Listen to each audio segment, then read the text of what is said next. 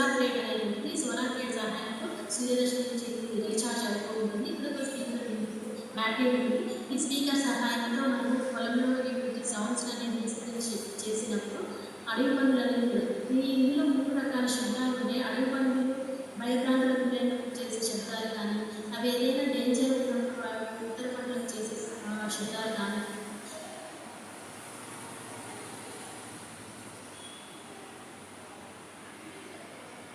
రకాల శబ్దాలు ఒకదాని తర్వాత ఒకటి మధ్యలో కూడా సైలెన్స్గా కూడా అంటే అడవిలో ఉండే ఎన్విరాన్మెంట్ లాగా క్రియేట్ చేసి ఈ విధంగా శబ్దాలన్నింటినీ కూడా ఈ స్పీకర్లో విస్తరణ చేసి వీటికి మనం పంటల్లో విస్తరింప చేసినప్పుడు మనకు అడవి పందుల యొక్క సమస్య అనేది తగ్గుతూ ఉంటుంది. కానీ కొంతమంది రైతులు ఏంటంటే వీటిని కాపీ చేసి అంటే మామూలుగా వేరే కూరగాయలు అమ్మే సౌండ్స్ కానీ కొన్ని రకాల స్పీకర్స్ని వాళ్ళు తీసుకొచ్చి పెడుతూ ఉన్నారు.